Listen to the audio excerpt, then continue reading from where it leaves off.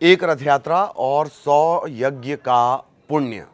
जगन्नाथ रथ यात्रा की बात हो रही है। जगन्नाथ रथ यात्रा 2026 और अब इसकी शुरुआत होने वाली है। और उसके पहले अगर आप प्लानिंग कर रहे हैं तो आपको ये ज़रूर देख लेना चाहिए कैसे आपको प्लानिंग करनी है, वहाँ जाकर आप कैसे ज़्यादा तरीके से एक्सप्लोर कर सकते हैं और कैसे पुण्य लाभ कमा सकते हैं। नमस्कार, आपके साथ में ललित प्रजापति। सबसे पहले रथ यात्रा की बात करेंगे और बेसिक जो जानकारियाँ वो आपको जान लेनी चाहिए। इस साल 16 जुलाई से जगन्नाथ रथ यात्रा शुरू होने जा रही है।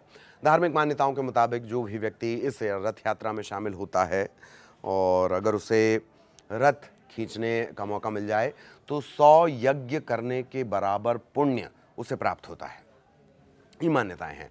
हर साल आषाढ़ माह के शुक्ल पक्ष की द्वितीया को भगवान जगन्नाथ जी की पुरी में रथ यात्रा निकाली जाती है। बाकी पूरे देश में भी अलग अलग जगहों पर रथ यात्रा निकालने का चलन है, उसके बारे में आगे हम वीडियो में बात करेंगे।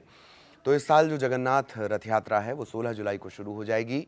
रथ यात्रा में भगवान जगन्नाथ के अलावा उनके बड़े भाई बलराम और बहन सुभद्रा का रथ भी निकाला जाता है। इस रथ यात्रा को लेकर मान्यता ये है कि एक दिन भगवान जगन्नाथ की बहन सुभद्रा ने उनसे द्वारका के दर्शन कराने की प्रार्थना की। तब भगवान जगन्नाथ ने अपनी बहन की इच्छा पूर्ति के लिए उन्हें रथ में बिठाया और पूरे नगर का भ्रमण कराया, यानी पूरा नगर उन्हें दिखाया। इसके बाद से ही इस रथ यात्रा की शुरुआत मानी जाती है। जगन्नाथ जी की रथ यात्रा के बारे में स्कंद पुराण, नारद पुराण, पद्म पुराण और ब्रह्म पुराण में भी बताया गया उल्लेख है। और यही वजह है कि हिंदू धर्म में इस रथ यात्रा का खासा महत्व बताया गया है। धार्मिक मान्यताओं के मुताबिक जो भी व्यक्ति इस रथ यात्रा में शामिल होकर इस रथ को खींचता है उसे 100 यज्ञ करने के बराबर पुण्य प्राप्त होते हैं। 800 साल पुराने इस मंदिर में भगवान कृष्ण को जगत के नाथ जगन्नाथ जी के रूप में पूजा जाता है और इनके साथ ही उनके जो बड़े भाई हैं, भाई बलराम और उनकी बहन सुभद्रा, वो भी यहाँ पर विराजमान हैं। रथ यात्रा में तीनों ही देवों के साथ में रथ निकलते हैं। रथ यात्रा के दौरान भगवान जगन्नाथ के साथ भाई बलराम और बहन सुभद्रा के लिए अलग अलग रथ होते हैं और इन रथों को बनाने की जो शुरुआत है वो अक्षय तृतीया से हो जाती है। इस बार भी बहुत तेज़ी से काम चल रहा है। रथ यात्रा में सबसे आगे भगवान बलराम रहते हैं, बीच में बहन सुभद्रा का रथ रहता है और सबसे पीछे भगवान जगन्नाथ का रथ होता है। एक और ख़ास बात कि ये जो रथ होते हैं ये अलग अलग रंग के होते हैं। इनकी जो पहचान है वो रंग के ज़रिए होती है, ऊंचाई के ज़रिए होती है। सभी के अलग अलग रंग हैं और सभी की अलग अलग हाइट होती है। वो भी हम आपको बताते हैं किस तरीके से इनकी पहचान हो सकती है। रंग से भी आप पहचान कर सकते हैं।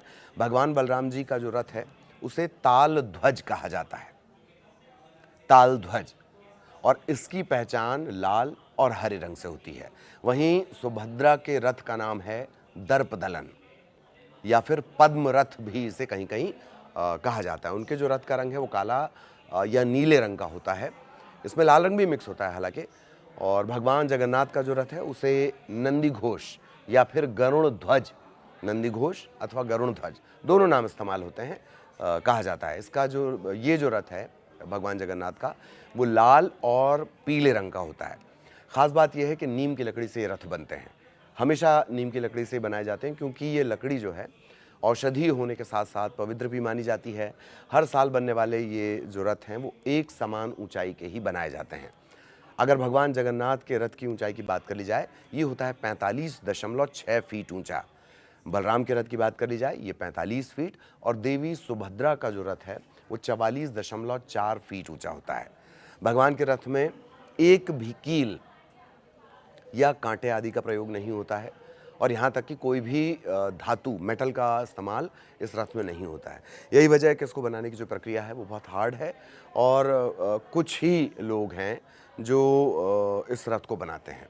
रथ की जो लकड़ी का चयन है वो बसंत पंचमी के दिन किया जाता है कि इस लकड़ी से रथ बनेगा, इस तरह की लकड़ी होनी चाहिए।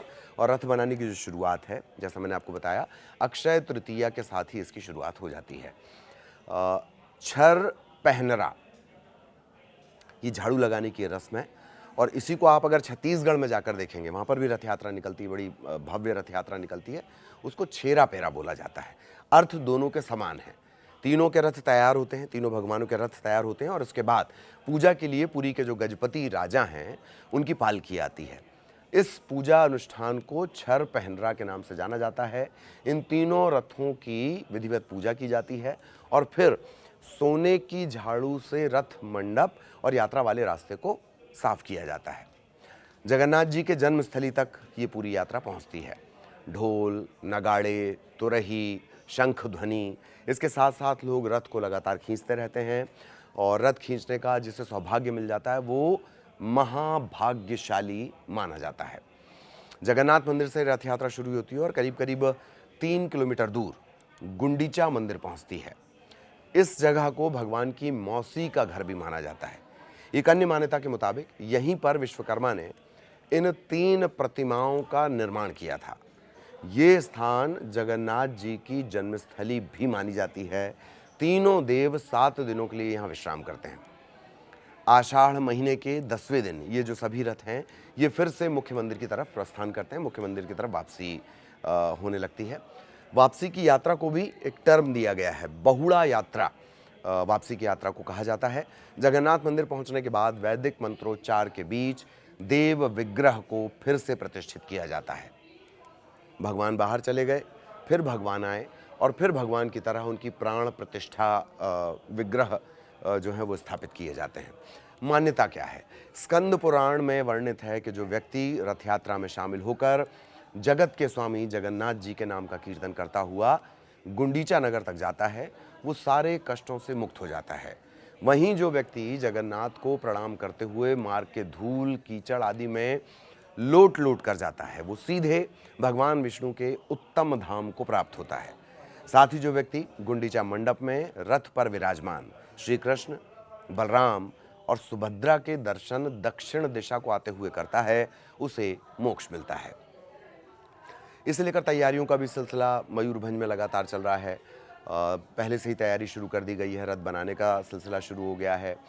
पेंटर के तौर पर जो वहाँ काम करते हैं सुपुन सिंह, वो बारिश के चलते थोड़ी देरी की बात कर रहे हैं, लेकिन कह रहे हैं कि पूरी तरह 16 तारीख तक तो काम पूरा करना ही होगा।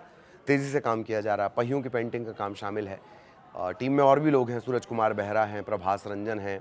वो बताते हैं कि पारंपरिक तरीके से काम किया जाता है। 12 लोग करीब करीब दिन रात लगातार काम कर रहे हैं। 4 साल से ये लोग जुड़े हुए हैं। राहुल जो जुड़े हुए हैं इस काम से, वो बताते हैं कि रथ के निर्माण और सजावट के पूरे काम में करीब करीब 50 लोग शामिल होते हैं। पूरी टीम का ध्यान रखा जाता है और इस बार उम्मीद है सभी को कि यात्रा के लिए सब कुछ तैयार हो जाएगा और बहुत तेज़ी से इस पर काम हो रहा है। जैसे मैंने आपको बताया कि दिन रात जाग कर, क्योंकि 16 तारीख में अब बहुत ज़्यादा वक्त बचा नहीं है, उससे पहले ये सब कुछ करना है। ये तो इसका एक आध्यात्मिक पार्ट हो गया, लेकिन अगर आप वहाँ जाने की प्लानिंग कर रहे हैं तो कुछ ज़रूरी बातों का आपको ध्यान रखना चाहिए। रथ यात्रा में हर साल लाखों श्रद्धालु शामिल होते हैं। भीड़ को नियंत्रित करने के लिए ओडिशा सरकार और मंदिर प्रशासन की तरफ से खास सुरक्षा के इंतजाम किए जाते हैं। ट्रैफिक डायवर्जन होता है और अलग अलग दर्शक क्षेत्र बनते हैं। श्रद्धालुओं को प्रशासन के निर्देशों का पालन करना चाहिए। मुख्य जगन्नाथ मंदिर में हालांकि केवल हिंदू श्रद्धालुओं को प्रवेश की अनुमति है, लेकिन रथ यात्रा में सभी धर्म के लोग शामिल हो सकते हैं, भगवान के दर्शन कर सकते हैं और रथ खींचने में भी भाग ले सकते हैं। हालांकि इसके लिए ज़रूरी है कि जैसे ही आप पुरी पहुँचें, आप पूरे नियमों के बारे में एक बार जानकारी ले लें। एक बड़ा सवाल रहता है कि क्या पहना जाए। तो जुलाई में दरअसल जो पुरी का मौसम है वो गर्म और उमस से भरा रहेगा और इसीलिए हल्के सूती कपड़े पहनना बेहतर रहेगा। पर्याप्त पानी साथ में रखें, खुद को हाइड्रेट रखें। किन चीज़ों पर यहाँ पर रोक है वो जान लीजिए। रथ यात्रा के दौरान मंदिर परिसर का जो प्रतिबंधित इलाका है वहाँ चमड़े से बने सामान, मोबाइल फ़ोन, कैमरा और बाकी का जो इलेक्ट्रॉनिक गैजेट्स है उसे ले जाने की परमिशन नहीं होती है।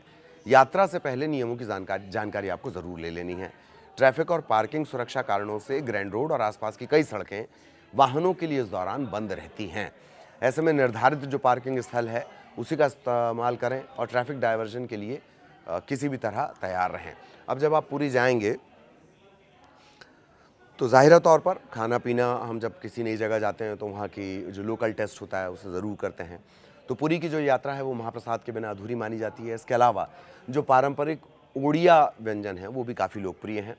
इनमें ख़ास तौर पर दालमा, जो कच्ची सब्ज़ी और दाल को मिलाकर बनता है, कद्दू हो गया, इस तरह की सब्ज़ियाँ हो गई। बड़ा घुगनी करी समझ लीजिए आप, उड़द दाल के कुरकुरे से बड़े बनाए जाते हैं और चने या सूखी मटर की चटपटी मसालेदार करी घुगनी बनाई जाती है। एक कॉम्बिनेशन है ये। इसके अलावा छेना पोड़ा, बेक्ड पनीर केक समझ लीजिए, और खाजा, ये आपने कई जगहों पर देखा होगा। बिहार में खाजा बहुत फेमस है, उड़िया में खाजा बहुत फेमस है, तेलंगाना में खाजा बहुत फेमस है। और शहर में आपको स्ट्रीट फूड से लेकर जो बाकी के भोजनालय हैं वहाँ कई ऑप्शन और भी मिल जाएंगे, उन्हें भी ज़रूर आपको टेस्ट करना चाहिए, ताकि आप वहाँ से पुण्य लाभ तो कमा कर आएँ ही, जो बाकी स्वाद है उसे भी आप करीब से महसूस कर सकें। तो जगन्नाथ यात्रा को लेकर इस वक्त तक का ये अपडेट है। बहुत तेज़ी से जो रथ बनाने का काम है वो चल रहा है। कलाकार लगातार दिन रात लगे हुए हैं और 16 तारीख से ये जो दिव्य, भव्य, अद्वितीय, अकल्पनीय, अवर्णनीय यात्रा है ये शुरू हो जाएगी। और क्या कुछ आप देखना चाहते हैं कमेंट सेक्शन में ज़रूर बताएं। नमस्कार।